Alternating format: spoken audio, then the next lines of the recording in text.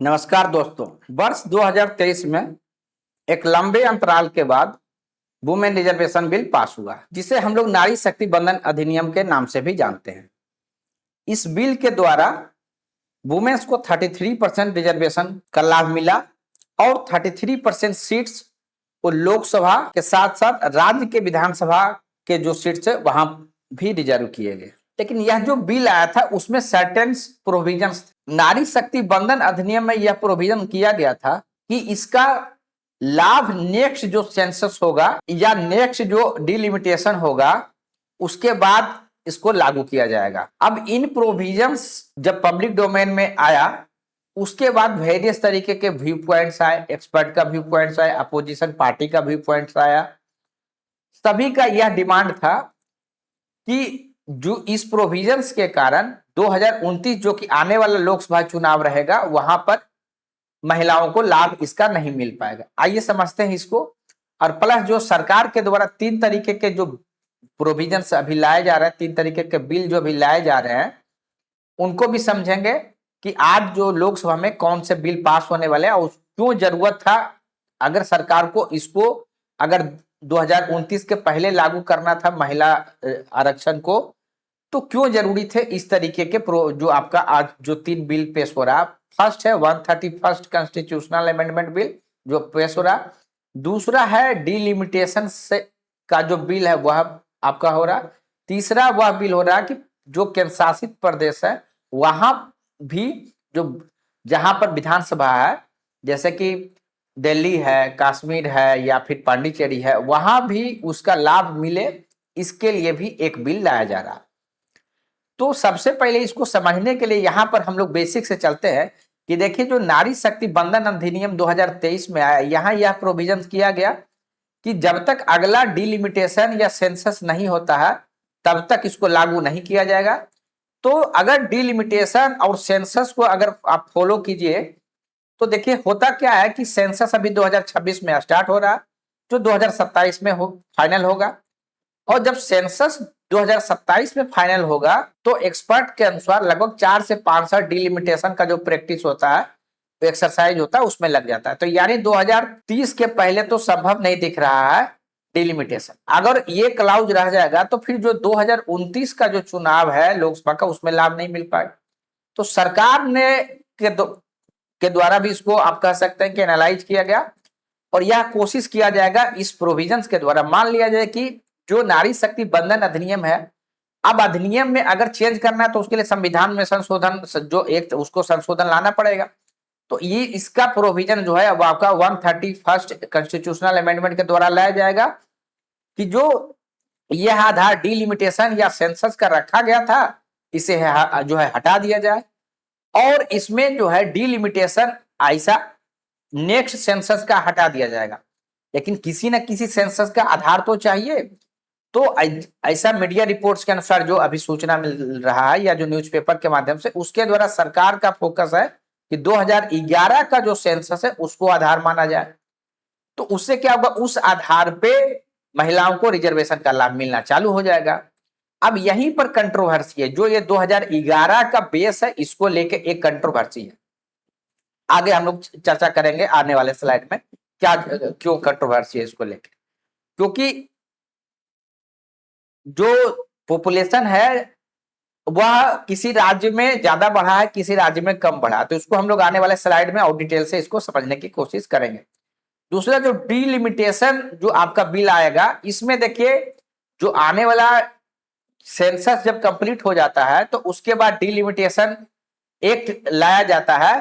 ठीक है, डिलिमिटेशन में देखिए होता क्या है, डिलिमिटेशन प्रोसेस को भी हम लोगों को समझना चाहिए कि इसमें देखिए कोई भी जो आपका नाम नहीं पता है लिमिट यानी कि फिक्स करना है, बाउंड्रीज को फिक्स करना। इसमें बाउंड्री देखिए फिक्स क्या क्या होता है, जो लोकसभा का आप जो क्षेत्र है उसका बाउंड्री आप कह सकते हैं रीअरेंज होता है, क्योंकि जनसंख्या के आधार पर ही तो आपका वो फिक्सेशन होता है। उसी अनुसार से जो आपका असेंबली कंस्टिट्यूएंसी है उसका भी एक बाउंड्री फिक्स होगा। अब हम लोग इसको थोड़ा सा इस तरीके से समझने की कोशिश करें कि होता क्या है कि ये तो लोकसभा का पहले बाउंड्री फिक्स होगा, प्लस डिलिमिटेशन का एक और काम है कि किस राज्य को कितना सीट मिलेगा वह भी एलोकेशन जो है डिलिमिटेशन कमीशन जो है करता है, क्योंकि जनसंख्या के आधार पर ही जो है आपका क्षेत्र होना चाहिए। क्योंकि अगर लोकतंत्र देखिएगा तो अगर एक वोट है, ठीक है, एक व्यक्ति का एक वोट होना चाहिए, ठीक है, और एक वोट का एक वैल्यू होना चाहिए, जिसके आधार पे आपका जो आप कह सकते मिनिमम पॉपुलेशन जो होना चाहिए किसी विधानसभा क्षेत्र के लिए या लोकसभा क्षेत्र का वह निर्धारण होगा। अब होता क्या है कि समय के साथ एक क्षेत्र में जनसंख्या अलग अलग कारणों से बढ़ सकते हैं, या तो वहां माइग्रेशन जहां होगा तो वहां पॉजिटिव हो जाएगा, जहां से जाएगा वहां निगेटिव हो जाएगा, या जहां पर कि बेहतर पॉपुलेशन कंट्रोल के मेजर्स लिए गए होंगे वहां पर कम हो जाएगा, और जहां आप कह सकते हैं कि लेस साइंटिफिक तरीके से पॉपुलेशन कंट्रोल किया गया होगा तो वहां जनसंख्या बढ़ जाएगा। तो लोकतंत्र में तो हर व्यक्ति का उतना ही वैल्यू होना चाहिए, यह बेसिक कंसेप्ट है, जिसके आधार पे आप कह सकते हैं कि जनसंख्या फिक्स होगा, जनसंख्या के आधार पर फिर डिलिमिटेशन का कार्य किया जाएगा। लेकिन इसमें कुछ और भी पॉइंट्स है जो आगे आने वाले स्लाइड में हमको उसको चर्चा करेंगे। अब देखिए सबसे पहले डिलिमिटेशन में क्या क्या होता है वो समझते हैं। डिलिमिटेशन में जो भी आप कह सकते हैं क्षेत्र है, चाहे वो लोकसभा का क्षेत्र हो गया या असेंबली कंस्टिट्यूएंसी का क्षेत्र हो गया, उसको हम लोग रीड्रॉ करेंगे पॉपुलेशन के अनुसार। प्लस एलोकेशन ऑफ सीट्स भी होगा कि बिहार को कितना लोकसभा का सीट मिलना चाहिए, यूपी को कितना मिलना चाहिए, अगर बेस ईयर चेंज होता है तब। तो ये सारा चीज जो है डिलिमिटेशन के द्वारा किया जाता है, ठीक है। प्लस एक और चीज, SC ST का जो आप रिजर्वेशन है वह भी इसी के अनुसार फिक्स होता है, क्योंकि आपको पता है जितना जनसंख्या रहा, मान लिया कि SC ST का जनसंख्या मान लिया जाए कि वर्तमान में मान लिया जाए कि 17-18%, अगर ये मान ले बढ़ के एग्जाम्पल के लिए मान ले 25% हो जाए या घट के 10% हो जाए, तो उसी के रेशियो में रिप्रेजेंटेशन मिलना चाहिए या उसी के रेशियो में संवैधानिक प्रोविजन है। तो इसीलिए सेंसस के वो जो जनसंख्या वो आधार बनता, और उस आधार को फाइनली रीड्रॉइंग मैप कह सकते हैं डिलिमिटेशन के द्वारा किया जाता। इसीलिए जो दूसरा बिल लाया जा रहा है उस डिलिमिटेशन एक्ट को लागू करने के लिए या डिलिमिटेशन कमीशन बनेगा, तभी तो जो जनसंख्या के आधार पर चीजों को रीड्रॉ हो पाए, तो दूसरा वो चीज है। तो ये चीजें अभी आज के बिल में दूसरा जो है बिल लाया जा रहा है। उसके आगे हम लोग सर्टेन कुछ और चीज को देखते हैं। देखिए आर्टिकल समझिए कि जो है किस प्रकार से इंपॉर्टेंट। देखिए आर्टिकल 82 है, इसमें यह प्रोविजन किया गया कि जब कभी भी सेंसस होगा उसके बाद पार्लियामेंट जो है एक कानून बनाएगा और उसके द्वारा री एलोकेशन ऑफ सीट करेगा, ठीक है। यानी पार्लियामेंट का काम क्या हो गया, एक कानून बना देगा और उस कानून के द्वारा क्या होगा कि जो कमीशन आप कह सकते हैं रीएलोकेशन ऑफ सीट होगा। मान लिया बिहार में जनसंख्या बढ़ा तो वहां सीट बढ़ जाएगा, कहीं घटा तो वहां घट जाएगा, इस तरीके का जो है।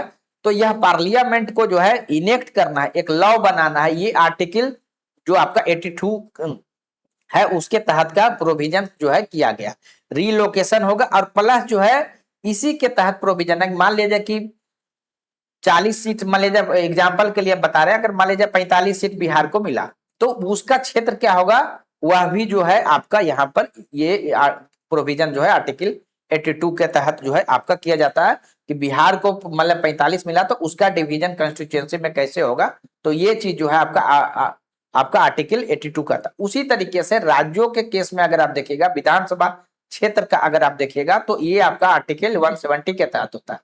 और सब के पीछे बेसिक कंसेप्ट क्या है कि एक व्यक्ति का एक वोट, एक व्यक्ति का एक वोट का उतना ही एक वैल्यू होना चाहिए, इसीलिए यह आधार जो है जनसंख्या बनता है। उसके आगे आर्टिकल 327 की अगर आप बात कीजिएगा तो वहां पर जो है पार्लियामेंट को जो शक्ति मिलता है डिलिमिटेशन पर कानून बनाने का वो वहां मिलता है। एक आर्टिकल और है वो है 329, यानी इसमें यह मिलता है कि अगर जो है किसी भी प्रकार का जो डिलिमिटेशन कमीशन जो बनाया जाएगा, देखिए डिलिमिटेशन कमीशन कैसे बनेगा, डिलिमिटेशन पहले एक्ट आएगा, एक्ट में जो है प्रोविजंस किए जाएंगे कि डिलिमिटेशन कमीशन का। अब कमीशन का स्ट्रक्चर वगैरह क्या होगा, चीफ इलेक्शन कमिश्नर का क्या उसमें एक्स ऑफिसियो सामान्यतः रूप से रहते हैं, तो वो सारा प्रोविजन आपका डिलिमिटेशन कमीशन का जो स्ट्रक्चर आएगा उसमें रहेगा। जनरली डिलिमिटेशन कमीशन को पूर्व जो है सुप्रीम कोर्ट के जो कोई रिटायर्ड जज होता है वो हेड करते हैं, समान प्रैक्टिस है। लेकिन क्या प्रोविजन होगा वह एक्ट पहले बनेगा और एक्ट में सारा डिटेलिंग रहेगा कि जो है डिलिमिटेशन कमीशन के हेड कौन करेंगे, कौन कौन मेंबर्स होंगे। तो इसीलिए अभी जो दूसरा जो आपका बिल पास हो रहा है या बिल लाया जाएगा वह है डिलिमिटेशन बिल। उसके द्वारा अगर वो पास होगा तो फिर वो डिलिमिटेशन एक्ट बनेगा, ये चीज है। ठीक है, अब हम लोग देखते हैं कि यहाँ पर जो है आपका हिस्टोरिकल थोड़ा टाइमलाइन देखना जरूरी है कि देखिए फर्स्ट टाइम जो है डिलिमिटेशन अगर आप कमीशन की बात कीजिएगा तो 1952 में जो जनसंख्या था उस आधार पर फिक्स किया गया। उसके बाद फिर जो आपका है 1961 में, आपको पता है कि हर 10 साल पर क्या होता है जनसंख्या आपका जो है सेंसस होता है। 51 में हुआ होगा, फिर 61 में हुआ होगा, फिर 71 में, फिर 81 में, फिर 91 में, ये सीरीज आपका चल रहा है। आपका आपको पता 21 में क्यों नहीं हो पाया था? इसलिए नहीं हो पाया कि उसमें कोरोना का समय था, कोविड के कारण नहीं हो पाया था। ठीक है, तो अन्यथा ये 10 साल पे आपको पता है कि ये होता है जब से जो है ये 71 से ही ये प्रोसेस चल रहा है। तो 1950 आजादी के बाद पर हम लोग फोकस करते हैं। उसके बाद 1952 में फर्स्ट टाइम जो है डिलिमिटेशन कमीशन के आधार पर फिक्स हुआ। उसके बाद देखिए 1960 जो 3 है उसमें जो है आपका वो फिक्स किया गया। क्यों जरूरी रहता है? क्योंकि देखिए एससी एसटी का जनसंख्या भी ऊपर नीचे हो सकता है, बढ़ सकता है, घट सकता है, प्लस ओवरऑल एक क्षेत्र का भी पॉपुलेशन बढ़ सकता है, घट सकता है। उसके बाद 1973 में क्या हुआ कि ये आपका आप कह सकते हैं 1971 में जो आपका सेंसस हुआ था उसके आधार पर जनसंख्या को जो जनसंख्या थी उसके आधार पर फाइनल जो स्ट्रेंथ है लोकसभा का 543 जो है फिक्स कर देगा। इसमें आप देखिएगा इसके पहले देखिएगा तो 520 वगैरह ही था। तो ये बढ़ा के अगर 1973 में जो डिलिमिटेशन कमीशन हुआ इसके द्वारा 543 जो है उसको फिक्स कर दिया गया। अब उसके बाद क्या होता है उसी बीच देखिए आपको पता है कि एक बहुत बड़ा डिबेट चल रहा था कि अगर इंडिया को डेवलप्ड कंट्री बनना है तो अपने पॉपुलेशन को कंट्रोल करना पड़ेगा, पॉपुलेशन को कंट्रोल करना पड़ेगा। लेकिन अगर आप दूसरी तरफ अगर आप यह देखिए कि अगर कोई पॉपुलेशन का कंट्रोल करेगा तो वहां जो है उसका पॉलिटिकल रिप्रेजेंटेशन कम होने की संभावना रहेगी। अगर जनसंख्या कम हो गया तो उसी हिसाब से उनको सीट जो है री एलोकेट होगा। तो इस डर को हटाने के लिए 1976 में जो 42nd अमेंडमेंट आया उसमें यह प्रोविजंस कर दिया गया कि जो आपका 1971 का जो बेस है उसी आधार पर जो जनसंख्या फिक्स हुआ है वही रहेगा।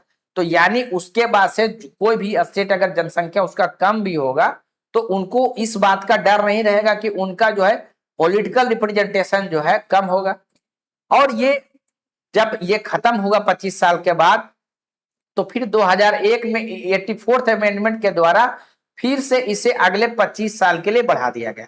यानी 2026 में जो आप कह सकते हैं तक ये सीमा जो है समाप्त हो रही है। अब सरकार में यह डिबेट चल रहा है कि इसे चेंज करके 2011 का जो जनसंख्या है उसे आधार माना जाए।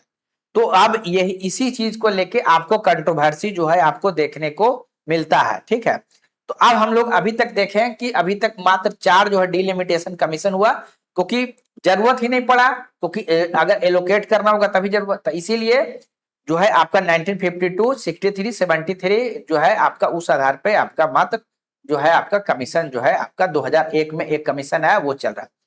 2001 में जो आपका कमीशन हुआ, अब देखिए यहां पर थोड़ा सा और समझ लीजिए। मान के चलिए कि 3-4 राज्य को आप एग्जांपल लीजिए, जैसे यूपी है, बिहार है। तो ओवरऑल जो सीट जो बिहार को या यूपी को या अन्य राज्य को जो मिलना था जो 1971 के जनसंख्या पर मिला था वह तो वही रह गया।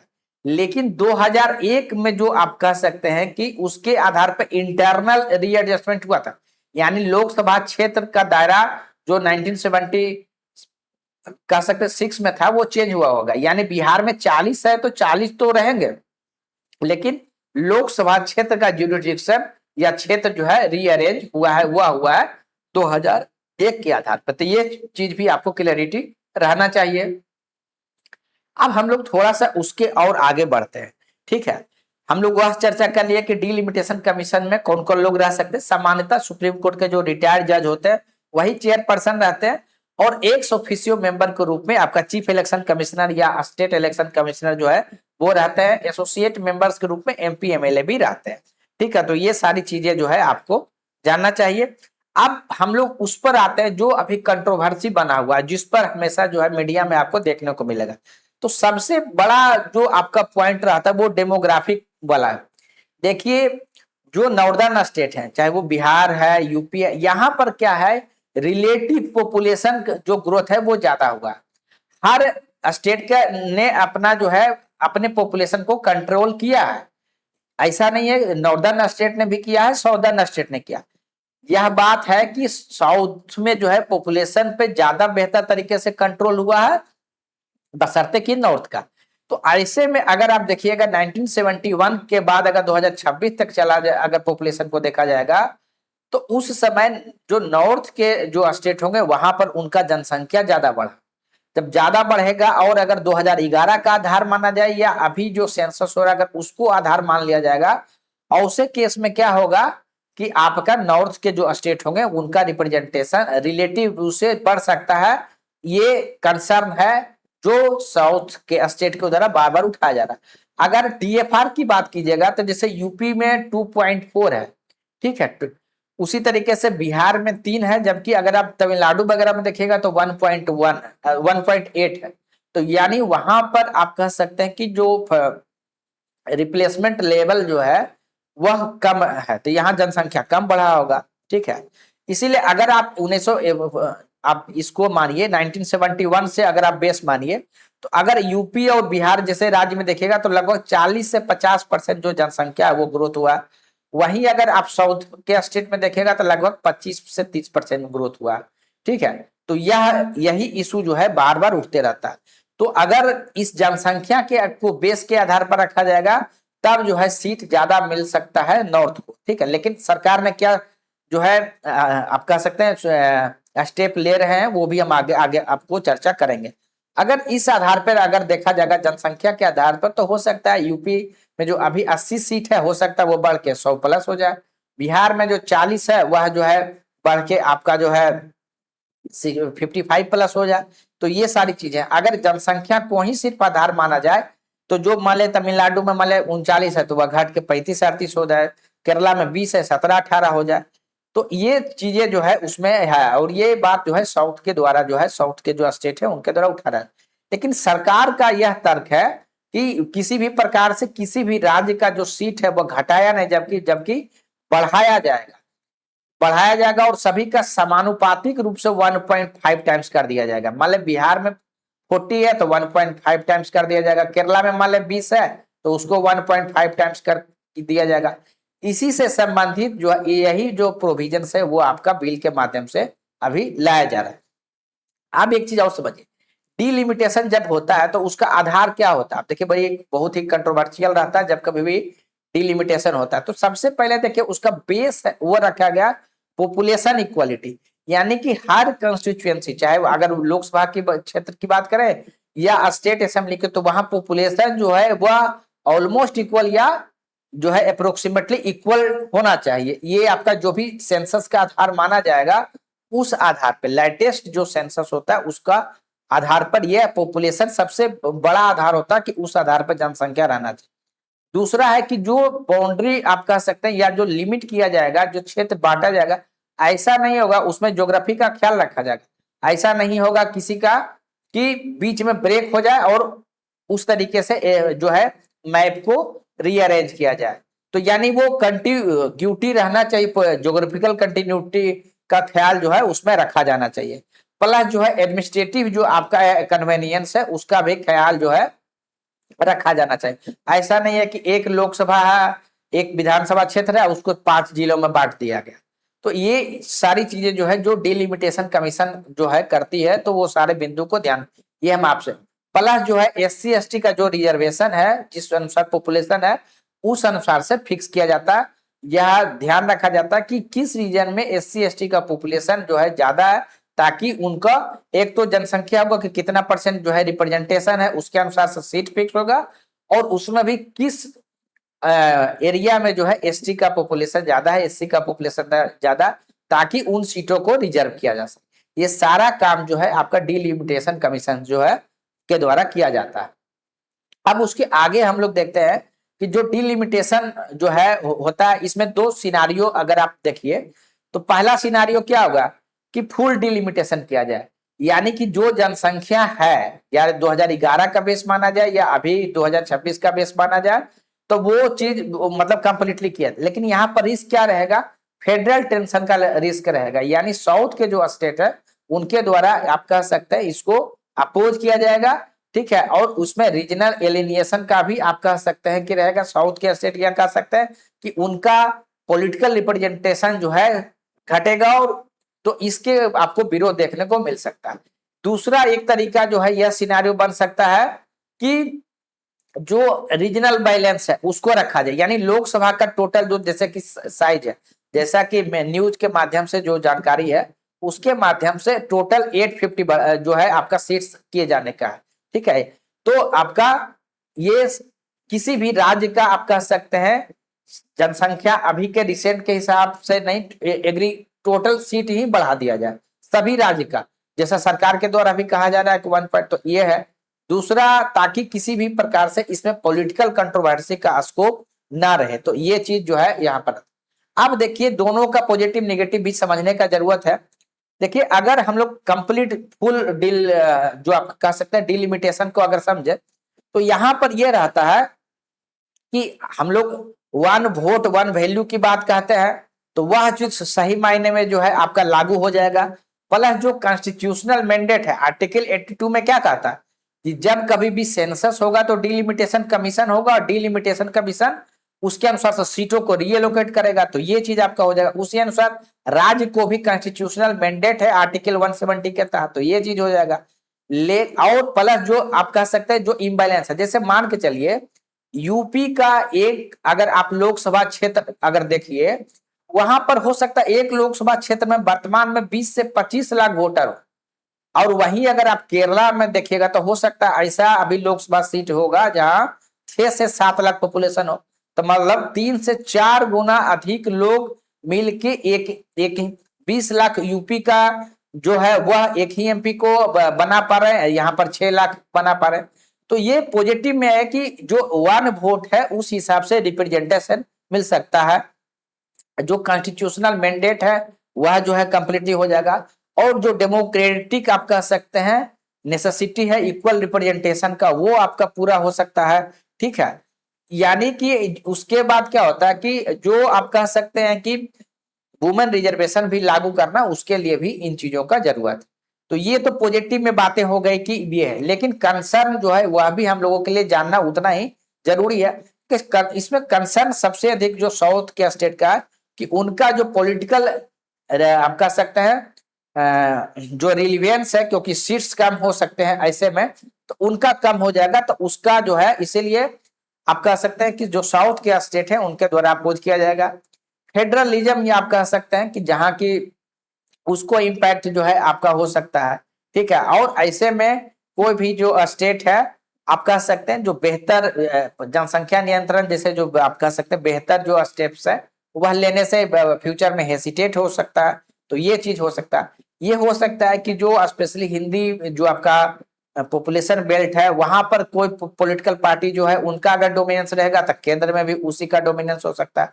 यानी फिर जो पॉलिटिकल पार्टियां हैं वो कहाँ अधिक फोकस कर सकती है कि जहां से उनको अधिक से अधिक सीट मिल सकता है, तो वहां पर आप कह सकते हैं अधिक से अधिक वेलफेयर मेजर्स या पॉपुलिस्ट मेजर्स देखने को मिल सकता है, और दूसरे जो रीजन है वो नेग्लेक्टेड फील कर सकते हैं, ये चीज है।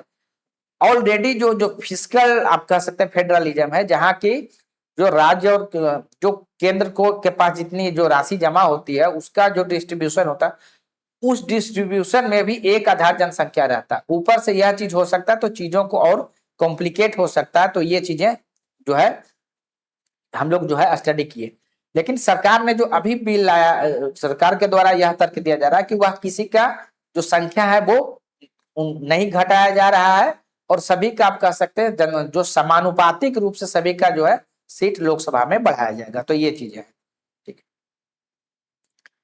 अब देखिए होता क्या है कि देखिए एक इसमें एक सजेशन ये दिया जाता है कि अगर किसी जो एक आधार हो गया मतलब पॉपुलेशन, तो पहला तो एक आधार वो है कि आप सिर्फ पॉपुलेशन को आधार माने जो है। दूसरा है कि अगर पॉपुलेशन को एक आधार माना जाए प्लस जो है जिसने पॉपुलेशन कंट्रोल में बेहतर किया और डेवलपमेंट जो इंडिकेटर है उस आधार पर एक इंडेक्स बनाया जाए, इसको कंपोजिट इंडेक्स बनाया जाए और सबका वेटेड एवरेज रखा जाए। मान लीजिए पॉपुलेशन का अगर 70% है तो जो है 10%, 20% सर्टेन जो है क्राइटेरिया फिक्स किया जाए और वेटेड एवरेज के आधार पर जो है आप कह सकते हैं कि डिलिमिटेशन का काम जो है किया जाए। तो ये चीज जो है सजेशन के रूप में दिया जाता है, या भी सजेशन के रूप में दिया जाता है कि जो फाइनेंशियल कमीशन से इस जो चीज को जोड़ के देखने की कोशिश है उसको जो है डीप कपल जो है किया जाए। उसके बाद ये सजेशन जैसा कि सरकार के द्वारा किया भी जा रहा है कि ओवरऑल जो सीट है उसी को जो है आपका एब्सोल्यूट टर्म में बढ़ा दिया जाए। तो यही स्टेप जो है सरकार के द्वारा लिया भी जा रहा। प्लस जो है एक कंसल्टेटिव जो है प्रोसेस है वह भी अपनाया जाए, जिसमें गवर्नमेंट जो है जितने स्टेट गवर्नमेंट है, सिविल सोसाइटी है, एकेडमिशियन है, सभी के साथ जो है एक कंसल्टेशन भी किया जाए और ताकि जो आप ये कह सकते हैं जो स्टेप्स उठाए जा रहे हैं उसको इफेक्टिवली और अच्छे तरीके से लागू किया जाए। अब देखिए यहाँ पर एक और इशू है जो आपसे चर्चा करना चाहेंगे, वह है बिल को पास कराने को लेके।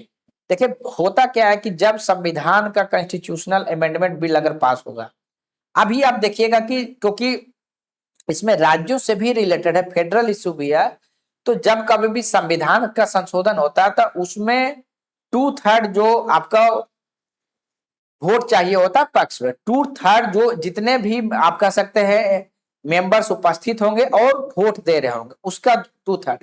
आप हाइपोथेटिकल मान के चलिए कि अगर सारे के सारे लोग वहां पर उपस्थित, सारे एमपी लोकसभा में उपस्थित, तो मान के चले कि मान ले 543 है तो लगभग अगर 540 आप कैलकुलेशन के हिसाब से माने तो कब इसका 2/3 जो है कम से कम 360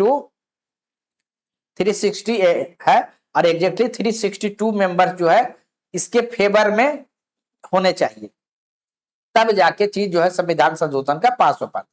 और ये जो वर्तमान रूलिंग आप कह सकते हैं रिजिम है वहां पर इतना आप कह सकते हैं वर्तमान में अभी संख्या नहीं है, तो यह इस बिल को पास कराने में चैलेंजेस जो है देखने को मिल सकता है। वहीं राज्यसभा में भी 2/3 से पास कराना पड़ता है, प्लस 50% जो राज्य है वहां से भी उनको रेटिफाई कराना पड़ता है। तो यह चीज है, यानी जो संविधान संशोधन का जो बिल लाया जा रहा है 131 का, इसको पास कराने में जो चैलेंजेस है उसके बारे में आपसे चर्चा किए। दूसरा जो डिलिमिटेशन का जो बिल है वो मात्र 50% से पास होना, उस बिल में ज्यादा परेशानी या ज्यादा आपको डिस्कशन देखने को नहीं मिलेगा। तो ये सारी चीजें जो है अभी न्यूज में रह रहा। हम लोग जो आपका वुमेन रिजर्वेशन है इसके बारे में एक अलग से वीडियो बनाए हुए हैं, जस्ट यहाँ पर जस्ट फॉर कंप्लीशन, यहाँ पर क्योंकि अलग से नहीं देखना पड़े जो स्टूडेंट है उनके लिए, तो थोड़ा सा शॉर्ट में चर्चा कर देते हैं कि जो वुमेन अभी अभी जनसंख्या देखिएगा लगभग 48% जो है वुमेन का रहता है, लेकिन रिप्रेजेंटेशन मात्र 13 to 14% है। तो उनको जो है आप कह सकते हैं कि सुधार का जरूरत है, इसलिए यह बिल भी उतना ही जरूरी है। बिल अगर जरूरी है तो ऊपर में जितना प्रोसेस चर्चा के वह भी उतना ही जरूरी है। इसलिए जो है जो हिस्टोरिकली जो आप कह सकते हैं इतना फ्रिक्शन रहा था, जो 1996 में फर्स्ट टाइम बिल आया उसके बाद फाइनली 2023 में जो है लागू हुआ, तो अब इसको फाइनल स्टेप तक पहुंचाने में सभी पार्टियां एक साथ आके इनको करा सकते हैं। अगर नारी शक्ति बंधन अधिनियम में कुछ अन्य प्रोविजंस की बात कीजिएगा तो उसमें देखिए 33% रिजर्वेशन किया गया सीट्स का, प्लस जो है आपका SC ST का जो आप कह सकते हैं सीट्स है वहां भी 33% महिलाओं के लिए रिजर्व किए गए। यानी SC ST का जितना वर्टिकल रिजर्वेशन होगा जनसंख्या जितना परसेंटेज है उस अनुसार से उसका 33% महिलाओं के लिए रिजर्व रहेगा। ठीक है, तो ये चीज जो है आपका किया गया। इसमें हालांकि एक प्रोविजन वह भी है कि यह जो रिजर्वेशन है वो आने वाला 15 ईयर्स के लिए रहेगा। तो संभावना यह व्यक्त की जा रही है कि जो अमेंडमेंट बिल रहेगा एक था सनसेट क्लाउज करके, जिसमें यह रिजर्वेशन का जो बिल है वह 15 आने वाला 15 साल के लिए रहेगा, इसको भी हटाए जाने से संबंधित जो है मीडिया में न्यूज आ रहा। फाइनली जब बिल आ जाएगा पब्लिक डोमेन में तो फिर वो पता चलेगा कि ये हट रहा है या अभी नहीं हट रहा। तो ये चीजें हैं। उसके बाद फिर उसमें क्या है कि एक जो वुमेन रिजर्वेशन के लिए मान एक जो आपका कंस्टिट्यूएंसी है वह 5 ईयर्स के लिए फिक्स रहेगा, फिर रोटेशन पर दूसरा कंस्टिट्यूएंसी फिक्स रहेगा। इसके पॉजिटिव भी है, इसके निगेटिव भी है। पॉजिटिव यह रहेगा कि ज्यादा से ज्यादा जोग्राफिकल जो रिप्रेजेंटेशन है वो हो जाएगा। निगेटिव रहेगा कि जो वहां इलेक्ट होंगे वह बाउंडिंग जो है वहां का जो जनता होगी उनसे जो है नहीं बन पाएगा, कनेक्ट नहीं बन पाएगा, क्योंकि जो लोग होंगे उनको पता होगा कि यह तो मात्र 5 ईयर्स के लिए फिर से यह आप कह सकते हैं जनरल सीट हो जाएगा, तो वो जुड़ाव नहीं हो पाएगा। तो ये चीजें जो है देखने को मिलेगा। अब देखिए जो आप कह सकते हैं कि जो महिला रिजर्वेशन है उसके पॉजिटिव में जो बातें कही जा रही है, जो एक अलग से वीडियो बना हुआ है, जिनको बहुत आप कह सकते हैं समझना चाहते हैं डिटेल से, तो नीचे लिंक दिया हुआ है, उसको देख लीजिए। शॉर्ट में यहाँ चर्चा कर देता है। जैसे उसे कहा जाता है कि गवर्नेंस में जो है फिर इफिशियंसी बढ़ती है, जहां भी वुमेन रिप्रेजेंटेशन जो है ज्यादा है, एज ए कह सकते हैं कि MP MLA, वहां बेहतर पॉलिसी बनती है, स्पेशली हेल्थ, एजुकेशन या वेलफेयर से संबंधित। उसके बाद जो है आपका पॉलिटिकली आपका महिलाओं को एम्पावरमेंट भी मिलेगा, और जो है उसका लाभ मल्टीप्लायर जो लाभ इफेक्ट है वो सभी सेक्टर्स में देखने को मिलेगा। ठीक है। उसके बाद ये इसका कहा जाता है कि जिस प्रकार से महिलाओं को 33%, कहीं कहीं पर 50% राज्यों में दिएगा, उसका आप कह सकते हैं पॉजिटिविटी आपको उन राज्यों में देखने को मिलेगा या उन क्षेत्रों में देखने को मिल रहा है। निगेटिव में ये है, ये कहा जाता है कि प्रोक्सी रिप्रेजेंटेशन अधिक है, कि जो जिस तरीके का टर्म हम लोग सुनते हैं प्रधानपति, सरपंच पति, तो रियल पावर अभी भी मेल जो पर्सन होते हैं उनके पास रहता है, यह अभी भी निगेटिव है। तो ये चीजें हैं। प्लस उसमें ये कहा जा रहा है एक निगेटिव है कि OBC की जो महिलाएं हैं उनके लिए स्पेशली एक्सक्लूसिवली सीट रिजर्व नहीं है। तो ऐसे में जो ज्यादा लाभ है या तो जो एलिट वर्ग है, एजुकेटेड वर्ग है, वहीं तक सीमित रह जाएगा, या SC ST तक। ऐसे में OBC महिलाएं जो है नेग्लेक्टेड रह जाएगी, ऐसा जो है क्रिटिसिज्म जो है किया जाता है। इसमें क्या है, एक है कि टोकनिज्म रह जाएगा, यानी कि जो एलिट कल्चर है, जो महिलाएं ज्यादा पढ़ी लिखी हो, पहले से ही एडवांस है, उनको अधिक रिप्रेजेंटेशन मिल जाएगा। जो पहले से आप कह सकते हैं पीछे है, उनको उतना लाभ नहीं मिलेगा। ये क्रिटिसिज्म में बात कही जाती है। ठीक है।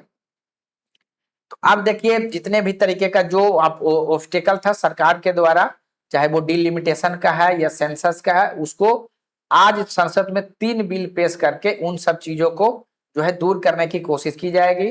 ठीक है।